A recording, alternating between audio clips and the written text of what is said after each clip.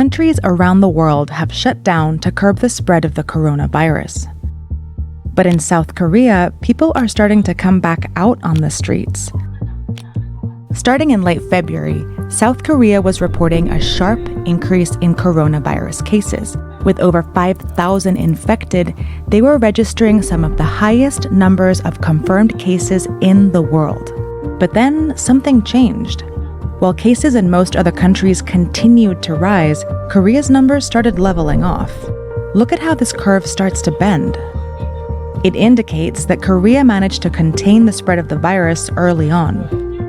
And they were able to do it because they learned a valuable lesson a few years ago when they fought a different coronavirus outbreak. In South Korea, the Middle East respiratory syndrome, the death toll on the rise, aggressively trying to contain the deadly outbreak. The government was caught completely off guard. Authorities are still trying to track down and isolate anyone who may have been exposed. In 2015, a Korean businessman returning from the Middle East developed a fever, a cough, and eventually pneumonia. He went to several health facilities for a diagnosis before finally testing positive for MERS, or Middle East Respiratory Syndrome, caused by a coronavirus. By that point, his movements had created a chain of transmission that became hard for officials to trace. They didn't know who was infected or where they had been. It lasted less than 2 months, but it was a big panic in South Korea. Altogether, the virus infected 186 people and killed 38 in South Korea, the highest of anywhere outside of the Middle East. The government declared an end to the outbreak in 2015. Citizens can relax. The virus no longer poses a threat. But they didn't stop planning. We got many lessons learned, the importance of the diagnosis test, and we need basic infection prevention measures. The lessons all came into play when the next outbreak took hold in the country. On December 31st, 2019, China reported the first case of the coronavirus. In the following weeks, as the outbreak started spreading across the world, South Korea only had 30 confirmed cases of the virus. But despite the low numbers, health authorities had already started working with biotech companies to develop a test for the novel coronavirus. And soon, they had thousands of test kits ready to go. Lesson learned from MERS outbreak in 2015. First one is the diagnosis test is very essential. We developed a lot of diagnosis tests and distribute in every hospital. They prepared for the worst, and the worst quickly followed. By late February, the total number of coronavirus cases rose dramatically, crossing 3,000. This made South Korea's outbreak the largest outside of mainland China. And it all started here, in Daegu, where a woman went to the hospital with a fever. Because the government had already equipped hospitals with coronavirus tests, doctors were able to test her. She tested positive and became known as Patient 31. But the testing didn't stop there.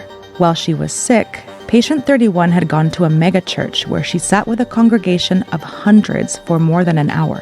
So they traced her movements, identified people she had come into contact with, and then tested those people as well, whether they showed symptoms or not. Many of them also tested positive, so they were quickly isolated and treated at home or at a center. And then all the people they had been in contact with were traced and tested too. This is called contact tracing. It's an approach that allowed Korea to test over 9,000 people who had been in contact with someone who had tested positive. After Daegu, Korea ramped up testing around the country.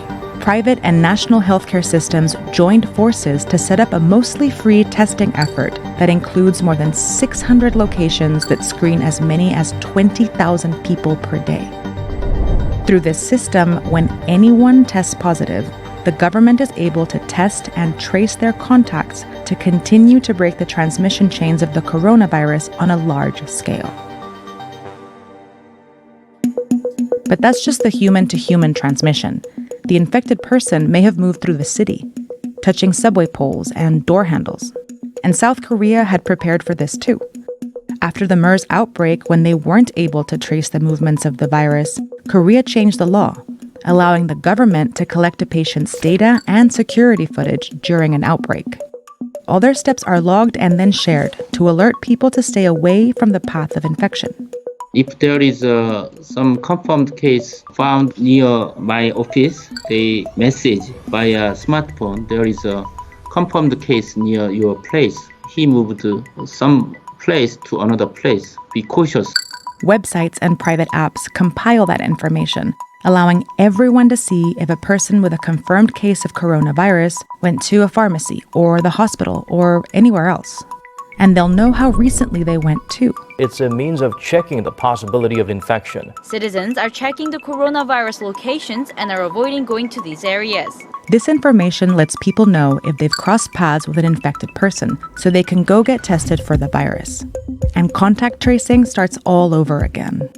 Tracing people's every move can be controversial, but many in South Korea prioritize public health over privacy in an outbreak. 남에게 전염시켜줄 수 있다는 그런 특성 때문에 개인의 인권보다는 공익적인 그런 요인에 대한 걸 많이 강조하는 그런 경향이 있는 건 사실입니다. As a result, South Korea was able to test hundreds of thousands of people, more than any other country at the time. And this made it easier for authorities to see the virus, to see where it's located and where it may be lurking. This ability to find and treat infected people has allowed Korea to avoid aggressive lockdowns. And it's helped bend the curve of the outbreak that started out dangerously steep. For now, Korea has turned a corner, but they continue to be prepared. We are very cautious to prevent the second wave. Every day is the kind of state of war. Korea's strategy of contact tracing might not be easy to replicate in countries with much larger populations.